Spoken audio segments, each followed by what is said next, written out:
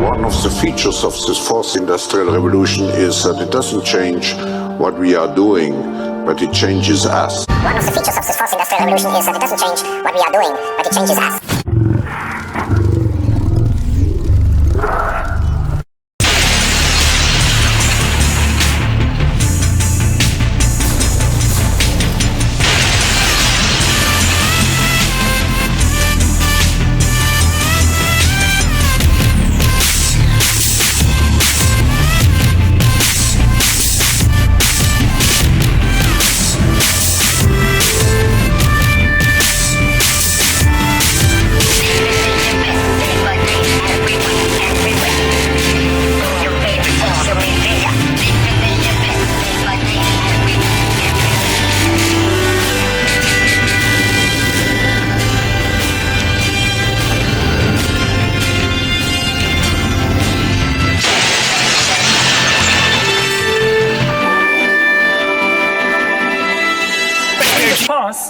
Many tyrants and governments wanted to do it, but nobody understood biology well enough, and nobody had enough computing power and data to hack millions of people. Neither the Gestapo nor the KGB could do it. But soon, at least some corporations and governments will be able to systematically hack all the people. With a new white tee, red and black kicks for the 23.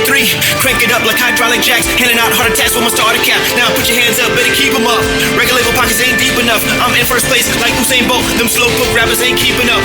Passing out like flyers, we in the groove like stylists. My style's not influenced by trends, my flow that be the tightest. Now what's up with my riders? We snatching up them titles. They worship us like idols, cause my vinyl here goes viral. Wait for it, here it comes. Wait for it, here it comes. 5, 4, 3, 2, 1, let the beat drop.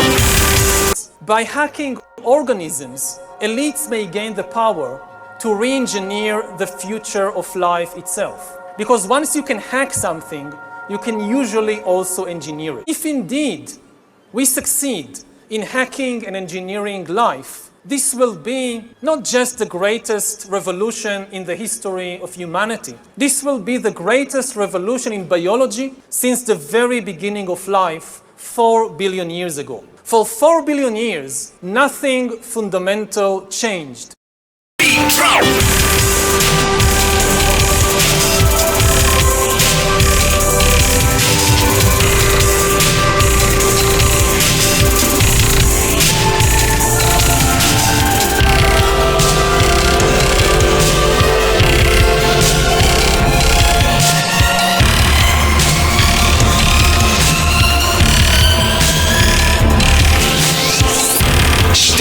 Stunner, afterburner, like 2 chains.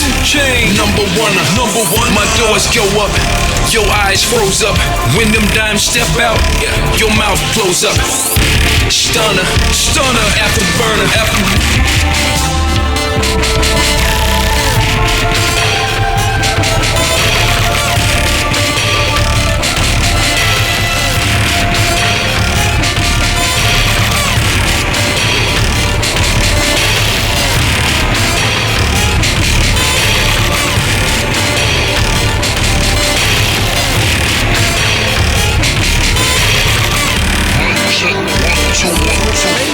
Evolution by natural selection with evolution by intelligent design. Not the intelligent design of some god above the clouds. 19, but the job market, the real estate businesses, the family, the leisure culture, performing arts, everything changes right now. Yeah, we have no choice. We need to reimagine a new future because we can't go back to the past. It's impossible.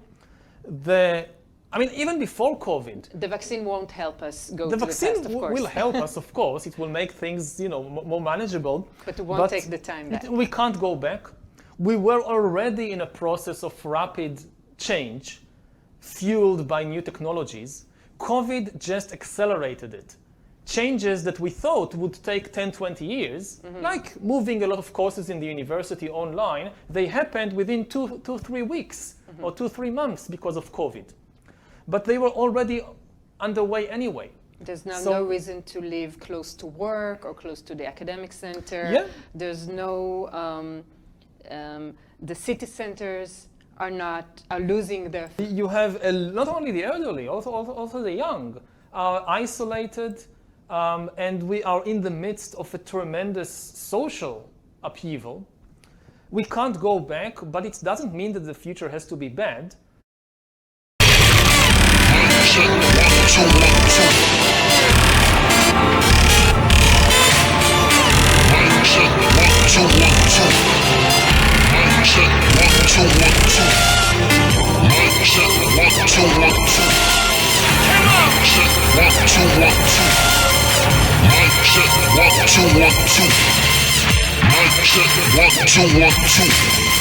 Let your inhibitions go, time to advance. This is what I came to do. Freaking out, body shaking, get up out your stance. Freaking out, body shaking, get up out your stance. This is what I came to do. Make them dance. Let your inhibitions go, time to advance. This is what I came to do. Make them dance. Freaking out, body shaking. Tries to map different possibilities that might or might not be realized. We still have some agency regarding that. Writing a book of prophecies, I think, is a sterile exercise. If it becomes true or doesn't matter. I mean, you can't do anything about it. It's much more interesting, it's much more vital to write about different possibilities. And if you don't like some of these possibilities, then do something about it. Try to prevent the worst possibilities from being realized. And what I want to discuss today is the possibilities that we are now facing, which is the rise of artificial intelligence and the potential that artificial intelligence will become the dominant life form on Earth and even beyond the Earth, and what would that mean for Homo sapiens. And in order to understand this, we need to maybe go a step backward and take the really long view, not just of history, but actually of biology, not just of the history of man, but really of the history of life. Because what's happening now is maybe not just the most important revolution in human history, but the most important revolution in biology since the beginning of life, at least on Earth.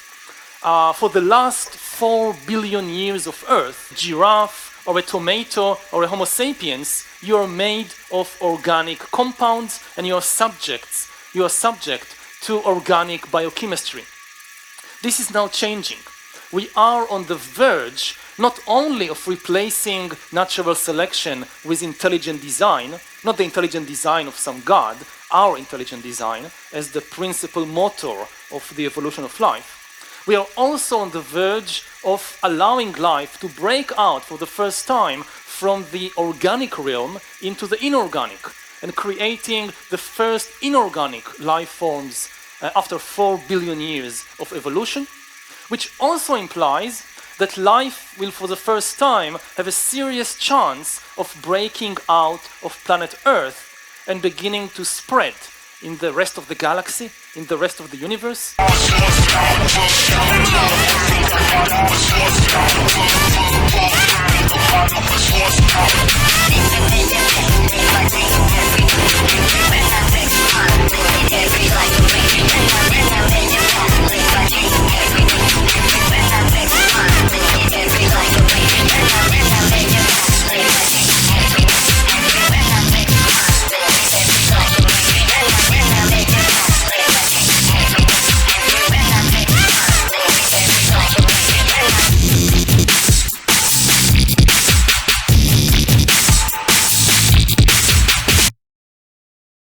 Turn off the major news media, they are lying to you. Form a new online community with your friends, do it on a platform that allows freedom of speech, and does not censor you. Don't ever watch CNN again. They are everything that will end up eating you, and me, and our children, in the end.